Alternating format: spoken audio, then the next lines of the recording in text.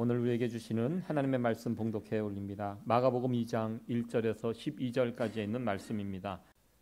수일 후에 예수께서 다시 가버나움에 들어가시니 집에 계신 소문이 들린지라 많은 사람이 모여서 문 앞에라도 용신할 수 없게 되었는데 예수께서 저희에게 도를 말씀하시더니 사람들이 한 중풍병자를 네 사람에게 메어 가지고 예수께로 올세 무리를 인하여 예수께 데려갈 수 없으므로 그 계신 곳에 지붕을 뜯어 구멍을 내고 중풍병자의 누운 상을 달아내리니 예수께서 저희의 믿음을 보시고 중풍병자에게 이르시되 소자야 내 죄사함을 받았느니라 하시니 어떤 서기관들이 거기에 앉아서 마음에 의논하기를 이 사람이 어찌 이렇게 말하는가 참남하도다 오직 하나님 한 분 외에는 누가 능히 죄를 사하겠느냐.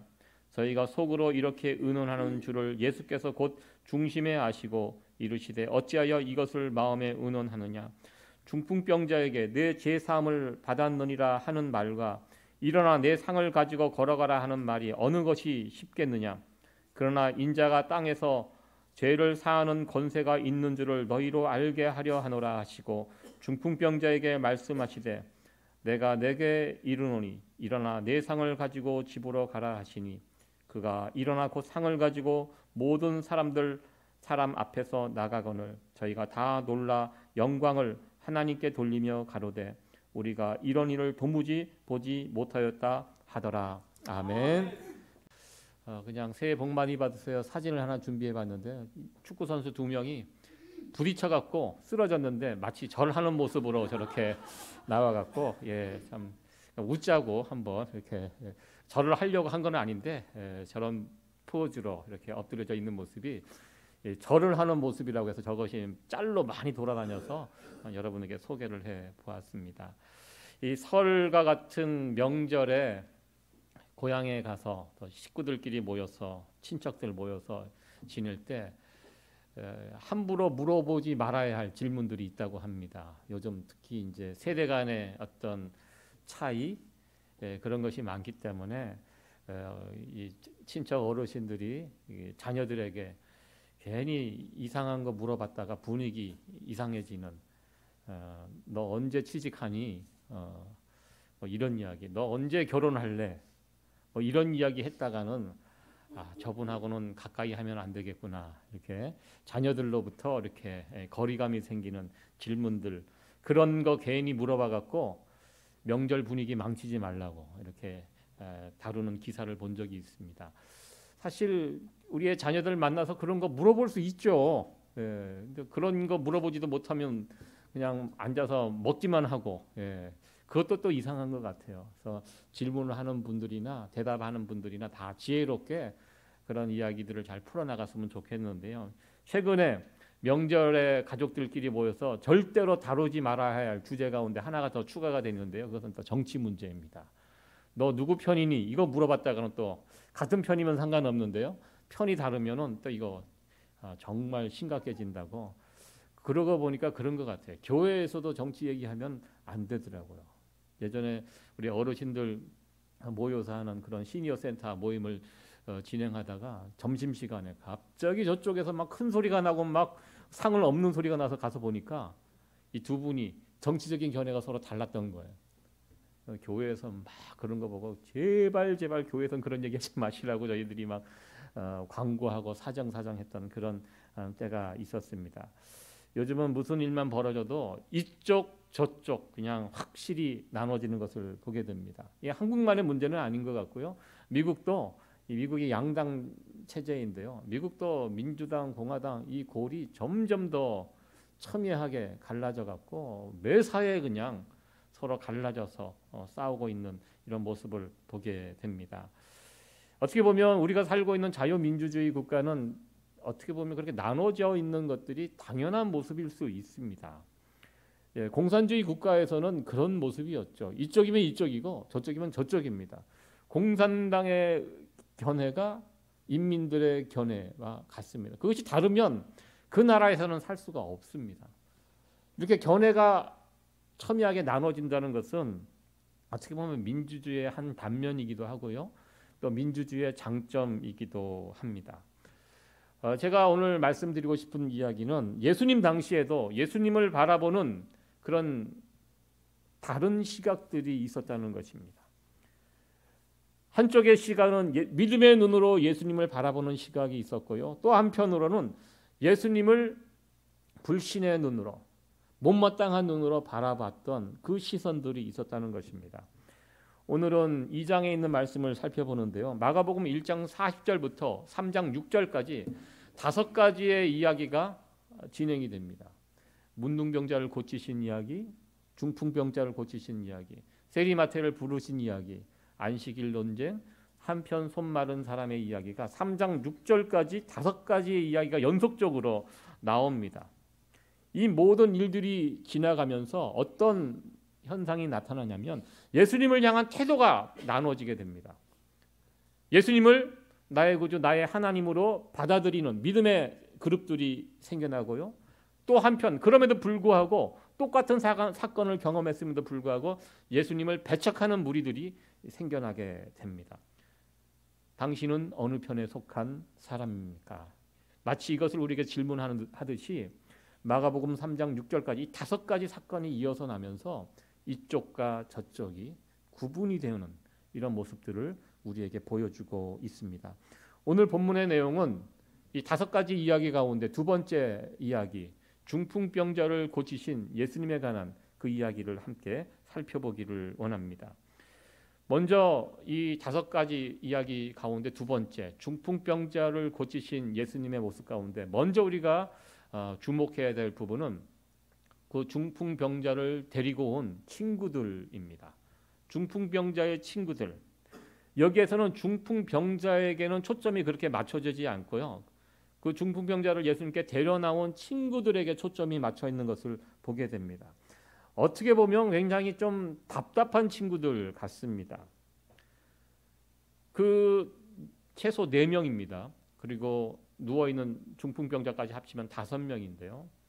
사람들이 많은 곳에 예수님을 만나러 갔을 때 그냥 대표로 한 사람을 뽑아갖고 예수님을 좀 찾아뵙고 부탁을 드리면 될 텐데 이 5명이 같이 움직입니다.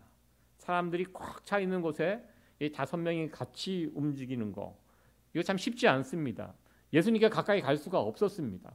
그래서 그들이 생각해낸 방법은 사람들이 없는 지붕으로 올라가서 지붕을 뜯고 지붕에 침대째 그대로 예수님께 달아내리는 이 방법을 이들이 사용했다는 것입니다.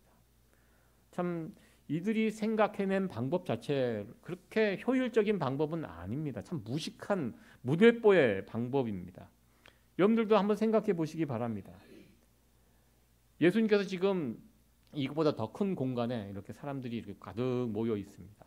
밖에는 또 예수님을 만나려고 대기하는 사람들도 있었을 것입니다. 갑자기 천장이 뜯겨지고 거기 이스라엘의 천장은 뭐 지금처럼 이렇게 돌로 아주 단단하게 되어 있지 않고요. 나무가지가 얽혀져 있고 흙으로 이렇게 되어 있는, 그래서 뜯기가 용이했습니다. 사람들이 모여 있고 예수님이 열심히 말씀을 전하고 또 병자도 고치시고 이런 상황 가운데 갑자기 천장에서 막 소리가 나고 부스럭부스럭 흙이 떨어지고 뭐 이런 상황 가운데 사람들은 굉장히 당혹스럽게, 그곳에 모여 있는 사람들은 불편하고 불쾌하게 그 장면을 바라봤을 것입니다. 그러면서 침대가 위에서 이렇게 내려오는, 그곳에 누워 있는 본인 환자, 중풍병자, 아마 그 동네에 살고 있는 사람들은 알았을 것이에요. 중풍병을 오래 알았기 때문에 저 사람이 어떤 병을 갖고 있는지, 지금 무엇을 하려고 하는지를 그곳에 있던 사람들은 알았을 것입니다. 아마 좀 불편하게, 특별히 그 집의 주인은 굉장히 화가 나 있는 상태로 저놈들이 누구 집안을 가만히 안 두겠다 이런 생각으로 그 모습을 바라봤을 텐데요. 그러나 예수님께서는 그 모습을 어떻게 바라보셨을까요? 오늘 본문의 내용을 보면 예수님께서는 불쾌하게 생각하지 않으셨던 것 같습니다. 아마 그 장면을 보시고 웃으시면서 참 고놈들 제법이다, 아마 이렇게 그 장면을 바라보고 맞이하지 않으셨을까 이렇게 생각을 해보았습니다. 그들이 왜 지붕을 뜯었습니까? 왜 이렇게 무모하게 남의 지붕을 뜯으면서까지 이런 행위를 했을까요? 그들이 지붕을 뜯을 수 있었던 이유는 예수님에 대한 믿음이 있었기 때문입니다. 저분, 내 친구, 중풍병에 걸린 이 친구, 오랫동안 누워있는 이 친구, 일어나서 돌아다니지 못하는 이 친구, 예수님께 데려가면 예수님은 이 친구를 고쳐주실 수 있을 것이야. 이 믿음이 확실했습니다. 이 확신이 없으면 거기까지 할 수가 없습니다. 지붕을 뜯고 사람들인데 핀잔을 받고 집주인인데 혼나고 뭐 이 조갑적으로 생각해 보면 여기까지 나갈 수 없습니다. 고칠 수 있을까? 아마 고칠 수 있는 가능성이 한 50% 정도? 이러면 아마 지붕을 못 뜯었을 것입니다. 그들이 이런 거 저런 거 다 놓고 지붕을 뜯을 수 있었던 이유는 예수님에 대한 믿음과 신뢰가 있었기 때문입니다. 이 중풍병자의 친구들의 믿음이 그래서 귀한 것입니다. 예수님께서 저희의 믿음을 보시고라고 표현을 하셨습니다. 저들의 무모함을 보시고 이렇게 말씀하지 않으셨습니다. 저들이 했던 저 행위가 세상 사람들의 눈에는 무모하고 무례하고 말도 안 되는 그런 무대뽀 그런 모습이지만 예수님은 그들의 행위를 믿음으로 보셨습니다. 왜? 예수님 당신을 얼마나 믿었으면 저렇게까지 할 수 있었을까? 그래서 예수님은 그들의 그 행동을 인정해 주셨다는 것입니다. 예수님께서 나의 문제를 해결해 주실 수 있다. 여러분들은 이런 믿음이 있으십니까? 이 이야기를 통해서 우리가 첫 번째 도전받을 부분은 바로 이것입니다. 나는 예수님께 나갈 때 예수님을 향한 이런 믿음과 기대를 가지고 예수님께 나오는가?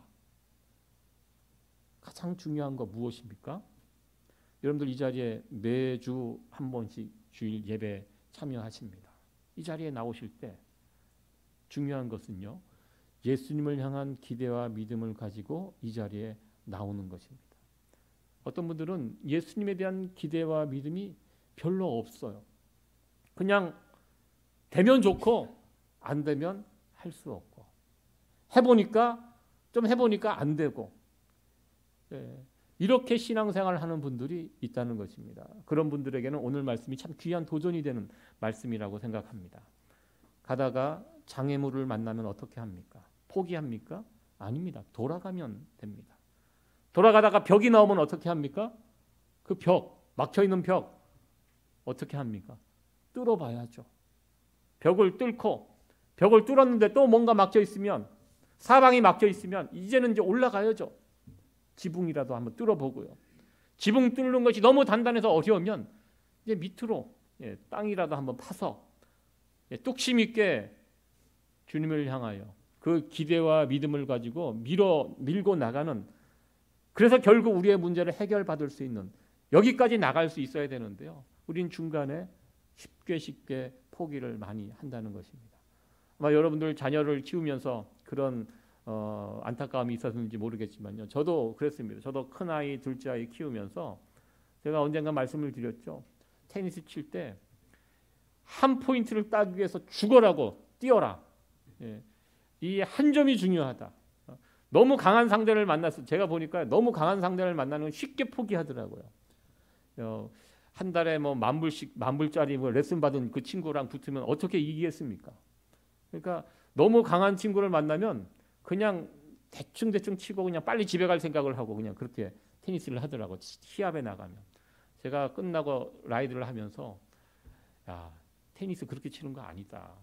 질 때 지더라도 한 점이라도 따보겠다. 이를 악물고 달라붙어야지. 운동을 그렇게 해야지 되는 거지. 하다가 강한 상대를 만나면 쉽게 주저앉고 포기하고 이거는 아니다. 제가 큰아들, 둘째 아들을 붙잡고 자주 하는 이야기가 바로 그 얘기입니다. 그러면 절대 제 이야기를 듣지 않습니다. 그러면 귀에다가 이어폰을 끼고 그런 이야기를 듣기 싫어하더라고요. 우리 신앙생활에 참 필요한 모습이 아닌가요? 예수님 어떤 분입니까? 내 문제 해결해 줄 수 있는 분입니다. 그럼 어떻게 합니까? 예수님께 가지고 나가야죠. 언제까지? 그 문제가 해결될 때까지. 이 끈기 있는 믿음, 이 중풍병에 걸린 그 친구를 데리고 나왔던 이 친구들에게서 우리가 배울 수 있는 귀한 모습이라고 생각합니다. 여러분들 사람들 가만히 보면요, 하고 싶은 거 결국 다 합니다. 하면서 삽니다. 여러분들 하고 싶은 거 있으면 다 하시죠? 아무리 바빠도요. 제가 예전에 낚시 좋아하는 친구 보니까요, 낚시에 한번 미치니까요, 그렇게 바쁘고 정신없는 상황 가운데도 어떻게든 시간을 내 갖고 낚시하러 가더라고요. 제가 그 모습을 보면서 아, 사람은 자기 하고 싶은 거 다 하고 사는구나. 바쁘다는 건 다 핑계고 결국 자기 원하는 거 다 하고 삽니다. 우리가 예수님께 찾아 나오는 이 길이 막 바빠서 못 나오고 뭐가 막혀서 못 나오고 이거 아닙니다. 마음만 있으면 내가 예수님을 향한 믿음이 있고 예수님을 향한 신뢰가 있다면 있는 만큼 어떻게든 예수님께 나와서 예수님께 내 문제를 가지고 나올 수 있다는 것입니다. 언제까지? 내 문제가 해결될 때까지. 그리고 첫 번째 이 이야기 속에서 배울 수 있는 것은 바로 이 친구들의 믿음입니다. 어떤 믿음? 끝까지 포기하지 않고 예수님께 가져 나오는 이 믿음. 이렇게 가지고 나왔을 때 어떤 일이 벌어집니까? 문제가 해결되었습니다. 오늘 본문 말씀 보니까요, 11절에 있는 말씀 같이 한번 읽어보도록 하겠습니다. 시작. 내가 내게 이르노니 일어나 내 상을 가지고 집으로 가라 하시니 아멘. 얼마나 좋은 말씀입니까? 이게 무슨 뜻입니까? 문제가 해결이 됐다는 그런 말씀입니다. 여러분들 일주일에 한 번씩 이 자리에 나와서 예배 드리시는데요, 아마 다 이런저런 문제를 가지고 살아가고 계실 것이라고 생각이 됩니다. 예배 드리고 하나님께 간절히 간구하고 그러는 가운데 우리 주님으로부터 이 음성을 듣고 이 자리를 떠날 수 있었으면 참 좋겠습니다. 내게 이르노니 일어나 내 상을 가지고 집으로 가라. 얼마나 귀하고 복된 말씀입니까? 주님을 향한 간절한 마음, 간절한 믿음을 가지고 주님으로부터 이 음성을 듣고 이 자리에 일어설 수 있는 성도 여러분들 되어지기를 간절히 축원합니다. 두 번째로 살펴볼 것은요, 중풍병자를 고치신 예수님에 관한 부분입니다. 이 고칠 수 없는 중풍병자를 이렇게 고치시는 예수님, 이 예수님 과연 누구신가입니다. 마가복음을 시작하면서 하나님의 아들 예수 그리스도 복음의 시작이다. 마가복음 전체 주제에 대해서 말씀을 드렸습니다. 예수님은 누구신가? 하나님의 아들 되시고 예수님은 우리의 복음 되시는 분이다. 진짜 복이 무엇이냐? 로마 황제가 아니라 예수님이 진짜 우리에게 복이 되신다. 그 이야기를 이제 나머지 이야기들이 풀어갑니다. 이런 일들을 통하여, 이런 사건들을 통하여 예수님이 어떤 분인지를 사람들에게 보여줍니다. 예수님께서는 특별히 중풍병자를 고치시는데 내 병이 나았다 이렇게 말씀하지 않고요, 내 죄가 사함을 받았다라고 말씀을 하셨습니다. 예수님께서 왜 이렇게 말씀을 하셨을까요? 병을 그냥 고쳐주시면 되는데 이 중풍병 내가 고쳐줄게, 이 중풍병에서 일어나라 이렇게 말씀을 하시면 되는데요, 먼저 그렇게 말씀하지 않고요, 네 죄, 이 죄의 문제를, 내 죄를 용서하겠다라는 이 말씀을 하셨습니다. 그러니까 여러분들 이 본문을 통해서 먼저 우리가 확인해야 될 것은요, 병 걸린 사람들 죄 때문에 병 걸렸다 이렇게 또 생각하시면 또 안 됩니다. 사람마다 다릅니다. 우리 예수님은 이 사람의 문제를 정확하게 알고 계신 분입니다. 이 사람은 죄 때문에 이 병이 걸린 것 같아요. 이 사람에 가는 경우. 근데 예수님께서 다른 사람의 경우에 가서는 이 사람이 그 사람 죄 때문에 병에 걸린 것이 아니라고 또 말씀하십니다. 다른 케이스에서는 그때마다 다릅니다. 예수님은 정확하게 알고 계신 분이에요. 우리의 속속히. 근데 이 케이스에는 중풍병이 이 사람의 어떤 죄로 인하여 벌어진 일인 것을 우리 주님께서 아셨습니다. 그래서 이 사람을 고치시는데 죄의 문제를 먼저 해결해 주셨습니다. 내 죄가 사함을 받았다. 문제는 이 이야기를 들었던 주변에 있는 사람들이 문제입니다. 특별히 지금 예수님께서 이런저런 일들을 일으키시면서 많은 사람들에게 주목을 받고 있는 상황입니다. 저분이 누굴까? 나이가 한 30 정도 되신 분인데 도대체 저 사람이 누굴까? 그리고 특별히 그 당시 종교 지도자들이 주목의 대상이었습니다. 예수라는 사람이 돌아다니면서 뭐 사람들을 모으고 인기를 끌고 뭐 하나님의 아들이고 뭐 이런저런 얘기를 하는데 도대체 누굴까? 바리새인과 서기관들이 어떻게 되면 예수님 주변에서 맴돌면서 조사를 하고 있는 상황입니다. 이것을 예수님도 알고 계셨습니다. 근데 자신을 지켜보고 있는 그런 의심의 눈초리가 있는 상황 가운데 예수님께서 병을 고칠 때 네 병이 나았다 이렇게 말씀하지 않고 네 죄가 사함을 받았다라고 이렇게 말씀을 하셨다는 것은 예수님의 이 말씀 속에 의도가 있다는 것입니다. 어떤 의도가 이 속에 있다는 것입니다. 당시 이스라엘 백성들이 죄를 용서함 받을 때 어떻게 합니까? 예루살렘 성전으로 올라갑니다. 그리고 자기 대신 죽을 짐승이나 제물을 가지고 제사장 앞에 갑니다. 그럼 제사장이 그 짐승에게 손을 얹고 이 사람의 죄가 이 짐승에게 전가가 되도록 그렇게 한 다음에 그 짐승을 잡습니다. 희생 제물을 드립니다. 그리고 나서 제사장이 선포합니다. 너의 죄가 사하여졌다. 이게 그 당시 죄 용서의 방법입니다. 그런데 예수님께서 본인이 제사장 신분도 아니고 희생 제사도 드리지 않는 상태에서 죄 용서를 선언해 버리셨습니다. 그 당시 사람들로는 상상하기 어려운 그런 상황입니다. 오직 죄 용서는 하나님만이 하실 수 있는데 그런데 예수님께서 하나님만이 하실 수 있는 일을 하시고 있는 상황입니다. 그러니까 참남하다고 이 사람이 지금 이것을 바라보고 있는데요. 그럼 예수님께서 지금 왜 죄 용서를 이렇게 하셨을까요? 이게 무슨 뜻입니까? 예수님은 사기꾼이 아니면 하나님의 아들이다. 이 둘 중에 하나라는 것을 이 말씀을 통해서 예수님께서는 보여주신 것입니다. 속으로 어떻게 하나님도 아닌 사람이 죄 용서를 저렇게 함부로 할까?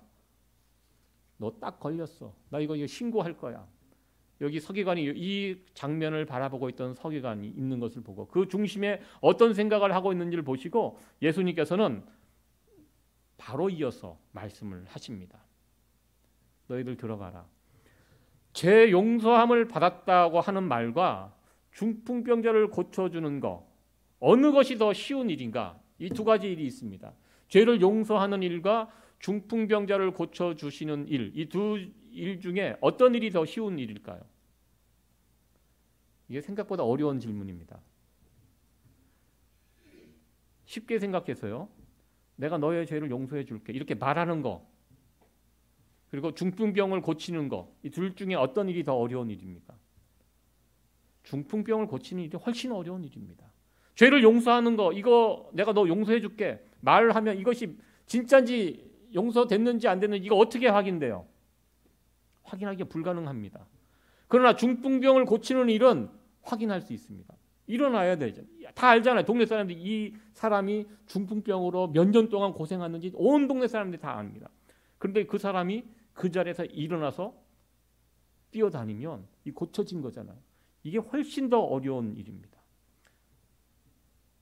근데 예수님께서 죄를 용서하는 일을 먼저 말씀을 하십니다. 그리고 나서 어떻게 말씀하십니까? 바로 이어서 11절에 이 두 가지를 이야기하신 다음에 바로 11절에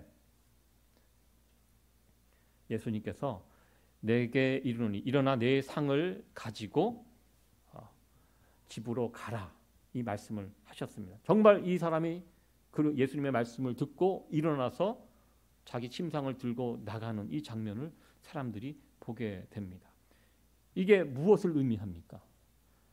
예수님께서 앞서 말씀하신 내 죄가 용서함 받았다는 이 말씀이 이루어졌다는 것을 의미하는 것입니다. 이 사건을 통해서 우리는 예수님이 단지 병을 고치는 분, 이것을 뛰어넘는 분이라는 것을 예수님은 오히려 이런 식으로 말씀을 하신 것입니다. 그냥 죄 용서에 대한 말씀 없이 병을 고치면 우리 예수님은 병을 고쳐주시는 분, 이 정도로 사람들이 알고 있는데요. 먼저 내 죄가 용서함 받았다 먼저 말씀을 하시고 정말 사람들은 상상할 수 없는 중풍병자를 바로 그 자리에서 고쳐주십니다. 그러면 제일 처음 죄를 용서하신다고 하신 이 말씀이 옳다라는 것이 증명이 됩니다. 예수님께서 하신 말씀이 거짓이 아니구나. 사실 이 효과를 노리기 위해서 예수님께서 죄 용서를 먼저 말씀하시고 중풍병을 나중에 고쳐주시는 분. 그러면서 예수님은 어떤 분인가? 너희들이 생각하는 것보다 훨씬 크신 분이다. 말씀 그대로 하나님만이 하실 수 있는 일을 하신 분이 누굽니까? 하나님이시죠. 예. 이 사건을 통해서 단지 사람들이 병을 고치는 것에 초점을 맞추고 있는데요. 예수님은 그것을 뛰어넘는 엄청난 분이라는 사실, 하나님이라는 사실을 예수님께서는 이 사건을 통해서 보여주셨습니다. 마가복음 주제가 1장 1절에서 하나님의 아들 예수 그리스도에 관한 이야기, 예수님이 우리의 복음이 되신다는 사실, 이것을 밝히는 것이 이 마가복음의 이야기라고 말씀을 드렸습니다. 우리는 다시 한번 중풍병자를 고치시는 예수님의 이야기를 통해서 확인하게 됩니다. 아, 예수님은 하나님의 아들이 되시고 하나님이시구나. 그리고 예수님은 우리의 죄를 용서하실 수 있는 분이시구나라는 것을 이 사건을 통해서 확인하게 됩니다. 그리고 예수님께서 우리의 죄를 어떠한 방식으로 용서하실까요? 그냥 말씀으로 그래 너희들 죄 용서할게, 이런 식으로 예수님께서 우리 죄 용서하시는 거 아니거든요. 오늘 본문에도 보면 10절에 같이 한번 말씀을 읽어보도록 하겠습니다. 시작. 그러나 인자가 땅에서 죄를 사하는 권세가 있는 줄을 너희로 알게 하시려나 하시고 중풍병자에게 말씀하시되, 예. 인자가 땅에서 죄를 사하는 권세가 있는 줄을 너희로 알게 하려 하노라. 예. 여기 인자라는 표현이 나옵니다. 마가복음에 보면요, 인자라는 표현이 사용되는 곳이 있는데요, 인자라는 말이 나오면 항상 그것은 예수님의 십자가의 죽음과 연결이 되어 있는 단어입니다. 처음으로 마가복음에 인자라는 말을 사용합니다. 내가 너희들의 죄를 용서하는데 어떠한 방식으로? 인자이신 예수님께서 십자가의 방식으로 죄를 용서하는 것입니다.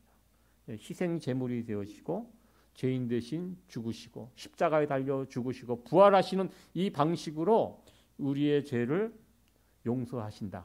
이것을 마가복음 처음 2장 10절에서 처음으로 인자라는 표현을 사용하셨습니다. 십자가의 사역을 말씀하실 때 인자라는 말을 사용하고 있습니다. 이제는 나를 통해서, 이제 제사장들에게 찾아가서 죄 용서함을 받았는데 이제는 나를 통해서, 나의 죽음과 부활을 통해서 너희들은 죄 용서함을 받게 될 것이다. 중풍병자를 고쳐주시는 이 사건을 통해서 예수님은 우리에게 이것을 알게 해 주셨습니다. 예수님은 하나님의 아들이신데요. 어떤 아들? 십자가에 달려 죽으시는 아들로, 자신이 직접 우리의 죄의 문제를 해결하기 위하여 십자가에 달려 죽고 부활하시는 그런 메시아이심을 오늘 사건을 통해서 우리에게 알려주셨습니다. 우리는 이 기사를 통해서 예수님이 어떤 분인지, 어떤 메시아인지 이 이야기를 통해서 우리는 알게 됩니다. 마지막 세 번째로 살펴볼 것은 이 귀한 역사의 현장에 많은 사람들이 있었습니다. 그 사건을 경험했던, 체험했던 사람들의 반응이 이제 나옵니다. 사람들의 반응이 어떻게 나왔을까요? 이와 같은 놀라운 사건을 목격한 사람들은 이제 결정해야 합니다. 예수님을 나의 구주, 나의 하나님으로 영접하든지 아니면 계속해서 예수님을 거부하고 의심하고 배척하든지 둘 중에 하나를 결정해야 합니다. 오늘 본문 마지막의 말씀은 우리에게 이 사실을 알려주고 있습니다. 같이 한번 12절 말씀 읽어보도록 합니다. 시작. 그가 일어나 곧 상을 가지고 모든 사람 앞에서 나가거늘 저희가 다 놀라 영광을 하나님께 돌리며 가로되 우리가 이런 일을 도무지 보지 못하였다 하더라. 아멘. 예, 말씀을 이렇게 쭉 읽어보면 그곳에 있는 사람들이 직접 눈으로 봤기 때문에 놀랍니다. 그리고 다 하나님을 믿는 사람들이었기 때문에 하나님께 영광을 돌립니다. 그리고 끝입니다. 더 없습니다. 예수님께 나가고 뭐 이런 모습이 아니라 야, 우리 정말 이거 엄청난 거 봤다. 놀랍다. 예. 그냥 놀라고 끝나는, 그리고 다음 이야기가 이어지는 이런 내용을 보게 됩니다. 아직까지는 그곳에 모여 있는 사람들이 예수님이 누구인지 정확한 인식이 아직 없었다는 것을 본문 말씀은 우리에게 보여주고 있습니다. 예수님의 놀라운 이적의 현장이 있었지만 놀랍다. 하나님만이 하실 수 있는 일을 하셨다. 그리고 그것으로 끝나는, 여전히 그냥 그 자리에 머물러 있는 그런 사람들의 모습을 보게 됩니다. 교회는 열심히 다니는데 예수님이 누군지 잘 모르고 다니는 분들이 있을 수 있다는 것입니다. 하나님의 아들이시고 우리의 죄를 용서해 주실 수 있는 구세주 예수 그리스도, 이 사실을 믿지 못하고 그냥 교회만, 예수님 주변만 맴도는 그런 사람들이 있을 수 있다는 것입니다. 마가복음 안에는 무리라는 표현이 나옵니다. 대략 한 40번 정도 무리라는 표현이 나옵니다. 무리가 누굽니까? 무리. 예수님이 누군지 잘 모르고 예수님 주변에서 머물러 있는 사람들을 가리켜 무리라고 마가복음은 그렇게 표현을 하고 있습니다. 예수님 곁에 늘 있습니다. 예수님의 놀라운 경험도 체험합니다. 그러나 예수님이 정확하게 어떤 분인지를 잘 모르고 그냥 예수님 곁에만 머물러 있는 자들을 마가복음은 무리라고 이렇게 표현을 하였습니다. 예수님의 놀라운 사건이 지나가면 항상 무리와 예수님을 따르는 제자들로 구분이 됩니다. 그 사건이 있을 때마다 예수님의 놀라운 일들이 일어나면 항상 그냥 남아있는 무리와 예수님을 믿는 제자들, 이 두 부류로 나눠지는 것을 우리는 보게 됩니다. 특별히 우리가 조심해야 될 것은 예수님 곁에 머물러 있으면서 무리로 여전히 머물러 있으면 안 된다는 것입니다. 여러분들, 무리의 자리에 머물러 있으면 어떤 일이 벌어질까요? 그냥 계속 무리로 남아 있으면, 우리가 그런 찬양 불렀죠. 그때 그 무리들이 누구 못 박았습니까? 예수님 못 박았네. 여러분들, 예수님 못 박는 사람들이요, 예수님 모르는 사람들이 아니에요. 예수님과 멀리 떨어져 있는 사람들이 예수님 못 박는 거 아닙니다. 그때 그 무리들이 예수님 옆에 있으면서 예수님이 어떤 분인지, 어떤 일을, 놀라운 기적의 역사를 생생히 체험했지만 예수님에 대한 확실한 믿음 없이 그냥 그 무리에 머물러 있다가 결국 그런 사람들이 예수님을 못 박는 자리에 서게 된다는 사실을 우리는 오늘 본문의 말씀을 통해서 확인하게 됩니다. 오늘 이야기 마지막 질문을 여러분에게 드립니다. 나는 제자인가? 나는 무리인가? 우리 자신들에게 한번 질문을 해봤으면 좋겠습니다. 나는 예수님에 대해서 어떤 믿음을 가지고 살아가고 있는가? 여러분들 다 믿음 갖고 계시죠? 예수님 다 믿으시죠? 예. 예수님에 대한 믿음, 오늘 본문의 말씀을 통해서 우리는 다시 한번 확인하게 됩니다. 예수님은 하나님이십니다. 하나님의 아들이 되시고요, 예수님은 우리의 문제를 해결해 주실 수 있는 능력의 주님이 되십니다. 여러분, 이 사실 믿으십니까? 예. 믿으시면 어떤 문제가 생기고 어려움이 생겼을 때 제일 먼저 누구에게 달려나와야 됩니까? 사람들 찾아가는 거 아닙니다. 예수님께 달려나와서 그 문제가 해결될 때까지 예수님 매달리는 거, 이것이 믿음 있는 사람이고요, 예수님을 알고 있는 사람의 모습이라는 것입니다. 이런 자가 무리가 아니라 제자입니다. 오늘 말씀을 통해서 우리가 무리의 자리에 머물러 있는 것이 아니라 예수님의 제자의 자리로 이렇게 나갈 수 있는 성도 여러분들이 되어지기를 간절히 축원합니다.